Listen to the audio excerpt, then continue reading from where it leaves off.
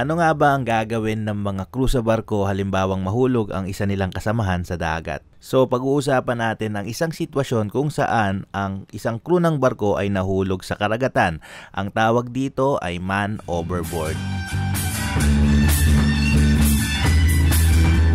Marami ng mga crew ang nahulog sa dagat habang sinasagawa nila yung kanilang duties sa barko, yung trabaho nila sa barko. May ilang mga masiswerteng crew na nakita pa o natagpuan pa sila, na rescue pa sila pagkatapos nilang mahulog sa karagatan. Pero meron din naman mga sinawing palad at hindi na muling natagpuan pa. So sa video ito, i-discuss natin kung ano ba ang procedure halimbawang magkaroon ng man overboard or may crew na nahulog sa dagat. So sa example scenario natin, pwede nating sabihin na may taong nakakita, may ibang crew na nakakita na nahulog yung kasamahan niya. So sa ganitong sitwasyon, pwedeng i-perform yung rescue or yung man overboard procedure na tinatawag.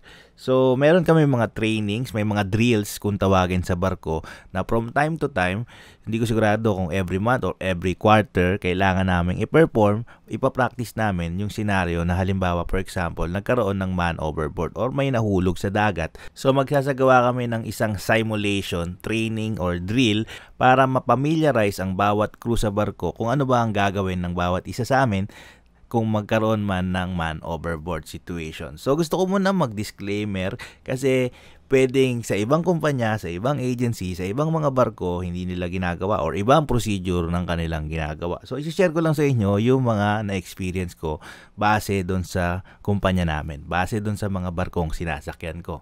So ang man overboard ay isang sitwasyon kung saan ang isang ship's crew member ay nahulog sa dagat. It doesn't matter kung ang barko ay nasa malawak na karagatan or nasa open sea o di kaya naman ay berthing operation ng barko, padikit or paalis pa lang sa puerto yung barko, nagsisecure for example na accommodation ladder yung crew tapos nahulog sa dagat. So usually kasi kapag ang crew ng barko ay magtatrabaho sa seaside, nire-require talaga na meron siyang kasama at least. Pwedeng dalawa sila nagtatrabaho tapos may isang officer. So yung officer ang trabaho niya ay mag-supervise. Ano ba yung supervise niya? Siyempre yung safety ng crew na nasa seaside nagtatrabaho.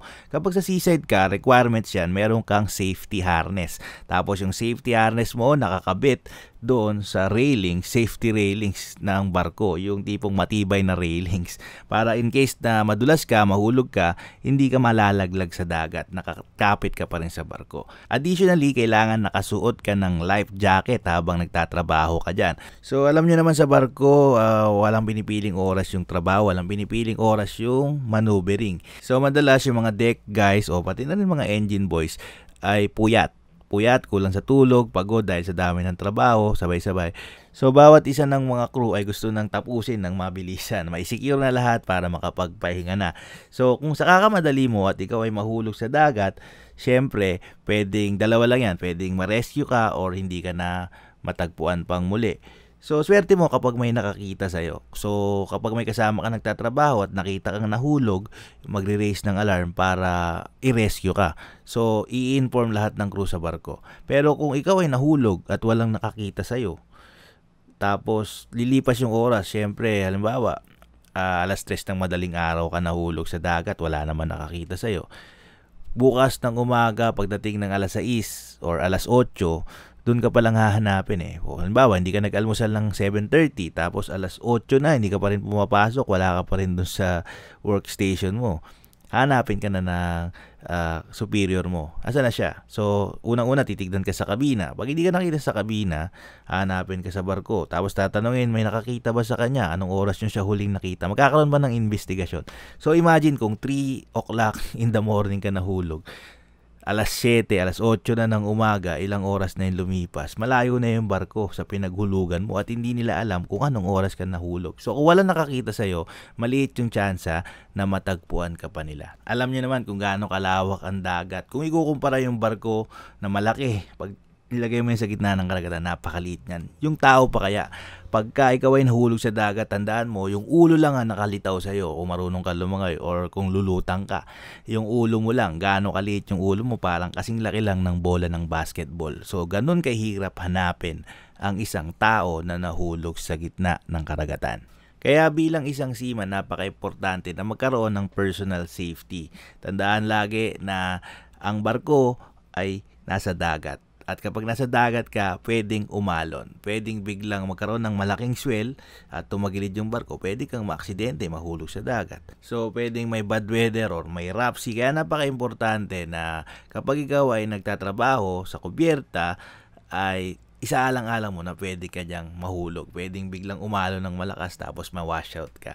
So kapag ka may bad weather, usually hindi na talaga kami pinagtatrabaho o pinapalabas sa kubyerta. Kung ano yung mga trabaho na pwedeng gawin sa loob ng akomodasyon or sa engine room, doon lang kami. Pinagpapaliban muna namin yung ibang mga trabaho sa labas kapag ka may bad weather. So simulan natin, ano bang gagawin? Halimbawa, may man overboard situation, nahulog yung isang crew at may nakakita. So sa ganitong sitwasyon, napaka-importante ng oras. Kailangan mabilis ang response nung nakakita. Unang-una, itapon niya yung pinakamalapit na life buoy o life ring para maging marker.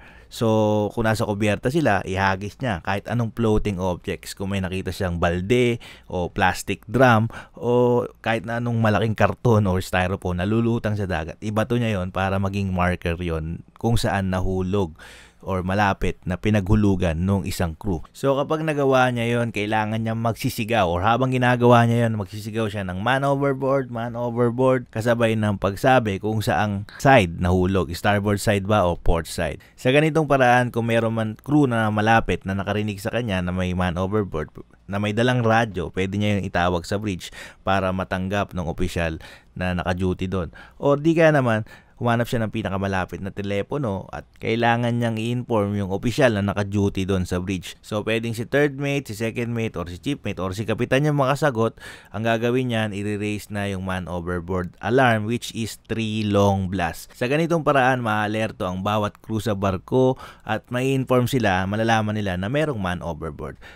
Bukod sa pag-raise ng 3 long blast na alarm, pwede rin gawin ng official sa bridge o ni kapitan mag-raise ng general emergency alarms. So, yung general emergency alarm, 7 short blast and 1 long blast. So, yung mga crew, alam na nila na may emergency, kailangan nilang pumunta sa master station. Additionally, pwede rin gawin ng officer sa bridge na announce ng public address, man overboard on starboard side. So yung lahat ng crew, please proceed to master station.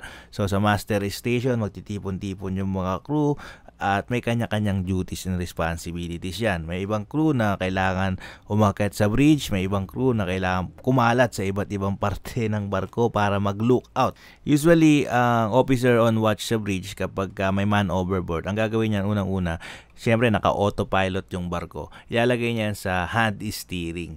So, hindi pwede kasing i-stop agad yung barko kasi pag in-stop yung barko, may risk na pwedeng tumama or mapunta yung tao na nahulog dun sa propeller ng barko. So, mas delikado yun. Ang laki ng propeller. So, kailangan medyo lumayo yung barko dun sa pinaghulugan. So, mag-hand steering na nga. So, depende kung mag-hard port or hard starboard. Depende kung saang parte nahulog. So, additionally, meron mga man overboard marker kung tawagin. Ito yung mga life buoy sa bridge wing. So, mataas kasi sa bridge, pwede niyang itapon dun sa taas, itapon sa dagat yung life buoy or life ring. At ito ay may self-activating light. Kung gabi nahulog yung tao, mas madali makita. Pwede rin magbato ng mga smoke signal. Merong mga self-activating smoke signal sa bridge na available na pwedeng itapon sa dagat para maging marker, para mas madaling balikan. Pag bumalik yung barko, iikot pa kasi yung barko eh. So, ito yung magsisilbing palatandaan kung saan malapit nahulog yung tao. So, additionally, may mga man overboard button dun sa, alam ko sa ECDIS meron eh. Saka sa mga GPS para i-mark yung position para maging future reference. So, pagka-inform sa officers on watch sa bridge, importante na i-mark niya yung location, position, saka yung oras, kung anong oras. Kasi doon magbabase kung saan nyo hahanapin yung nahulog na yun. So, may mga logbook at kailangan i-update din yung mga yun. So, nakay-kapitan ang susi para mahanap muli yung tao na yun. So, depende kay kapitan kung paano diskarte niyang gagawin. Gagamitin niya lahat ng experience niya sa pagbabarko. So, alam niyo si kapitan kahit minsan masusungit yung ibang kapitan. Pero alam ko, yung mga yan, hindi yan papayag na malagasan sila ng isang crew sa kanilang watch. So, may nahulog na tao tapos hindi mo na-rescue po. Parang cargo de konsensya nila yan hanggang pagtanda nila. So, magiging sa kanila yan, lamat eh. So, sa akin palagay, si kapitan, kung may ganyang senaryo, mas gugustuhin niyang mahanap yung isang crew. Kasi pag nahanap niya yan, na-rescue niya yan, isang magandang kwento yan eh. So, pwedeng maging legacy yan. Isipin mo, isa kang kapitan, may nahulog na crew, na man overboard, tapos ikaw yung kapitan doon, nailigtas nyo, nai-rescue nyo. Paano nyo ginawa? So, kung ikaw yung kapitan na yon, syempre magiging proud ka sa sarili mo. So, yung lahat ng crew ay magtitipon sa master station, tapos si Chiefmate, siya yung mag-a-assign ng mga duties. Actually, may mga drills and training nga, sabi ko nga, pinapractice yan na kunwari may simulation na may nahulog na. So yung bawat crew, medyo familiar na yan kung ano ang gagawin. So napaka-importante ng mga lookout. So halos lahat yan ay magiging lookout. Iba-ibang lugar. Marami sa bridge, meron sa proa, meron sa pupa, meron sa starboard side, saka sa port side. Tapos yung mga makinista, si chief engineer, saka isang duty engineer siguro, pupunta sa engine control room kasi ipe-prepare nila yung makina para sa maneuvering. So, yung barko ay magmamaneuvering. Sila kapitan siguro, tapos may assistant siya doon, si third mate or si second mate sa bridge. Tapos si chief mate, i-ready na nila yung rescue boat. Tapos, kailangan umikot ng barko. So, may tinatawag na Williamson's turn. Tapos, actually, marami pang ibang mga turn na ginagamit kapag during man overboard. So, i-execute yung ikot na yan, iikot yung barko, si kapitan nasa bridge, sila chief engineer, saka mga ibang makinista nandoon sa makina, yung ibang mga crew nakakalat sa kubyerta, may iba sa bridge naka-lookout, yung mga AB, mga OS, basta lahat ng tao involved yan, pati sila mayor sa kusina, kailangan sumama sila yan, meron silang position kung saan sila pupunta, saan sila maglo-lookout. Ang hinahanap nila, isang tao na nahulog, depende kung umaga o gabi. Isipin mo na lang kapag umaga, ang hinahanap mo ay isang tao, ang nakalitaw lang ay ang ulo niya. Kasing laki lang ng bola ang ating ulo na lumulutang sa gitna ng karagatan. So kung may alon, napakahirap makita niyan. Sa umaga yan. Paano kung gabi?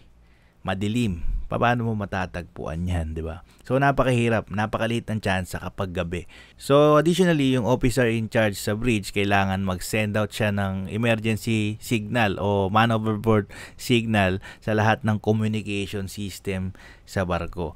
Para yung mga barko na kalapit, yung nasa vicinity, ay malaman yung sitwasyon. At the same time, kung malapit sila sa puerto, yung authority doon sa puerto ay ma-inform na may man overboard nga. Para yung mga yon ay tumulong din sa paghahanap doon sa tao na nahulog. Siyempre, kung may marker ka, may lifebuoy na ibinato or may smoke signal na ibinato sa dagat, mas madaling matutuntun yung pinaghulugan. So, doon sila magpo-focus, maghanap. So, halimbawa, may isang lookout na matalinaw at naswertehan, nakita niya yung kasama niya na nahulog doon sa dagat. Alam niya na yung location, mapipinpoint niya na. Siyempre, may mga walkie-talkie yan at i-inform yung bridge. Nandoon sa may bandang port side.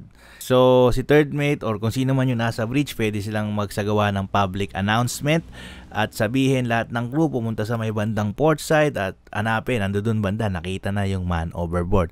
So, sa ganitong sitwasyon, kailangan i-ready na yung rescue boat. Usually, yung rescue boat lifeboat lang din na may mas mabilis na engine. So, itong rescue boat, ihahanda na yung iba't ibang mga portable handheld VHF na kailangang bitbitin ng isang opisyal pagka sumakay siya ng rescue boat. So, ilo-lower yung lifeboat or rescue boat sa dagat para pick upin yung tao na yon. So, hindi naman pwedeng dikitan ng barko yung tao, yung nahulog na crew.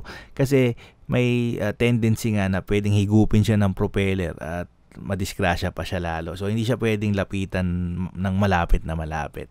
So, pupuntahan siya ng lifeboat o ng rescue boat. So, kung swerte at na-recover siya mula sa dagat, naiangat na siya, naibalik na siya ng barko, syempre immediate first aid ang kailangang isagawa sa kanya. So, tandaan nyo, may tinatawag na hypothermia. Itong hypothermia na to, kapag ikaw ay nahulog sa malamig na tubig, dagat, ay hindi ka tatagal ng 1 oras. Actually, kung ikaw ay mahulog sa cold water temperature na merong 5 degrees Celsius, 15 minutes lang ay magiging unconscious ka na. So, pwede kang mawalan ng malay kasi tapos eventually malunod ka na. So, mas critical na mahulog sa cold weather o sa cold water kaysa dun sa mga warm water. Pero mas maganda, huwag ka na lang mahulog talaga sa dagat. So, kung ikaw ay na-rescue at naibalik sa barko ng buhay pa, ay napakaswerte mo.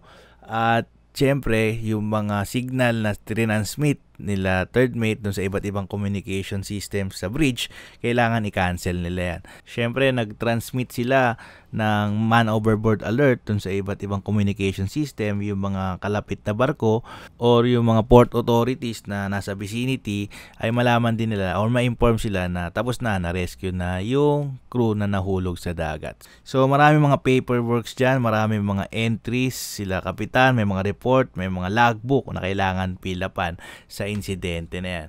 So sa agency namin, kailangan i-inform yung office sa nangyari yun. Siyempre actually may log yun yung man overboard log. Tapos pag bumalik yung barko, siyempre questionable yun, bakit kayo bumalik? Ang priority, di ba, i-transport yung mga cargo. So siyempre mas priority yung buhay ng tao. Kung kayang iligtas, kailangan iligtas. Kailangan required talagang balikan Hindi mo pwedeng pabayaan ay nawawala yung isang tao. Kailangan bumalik ka.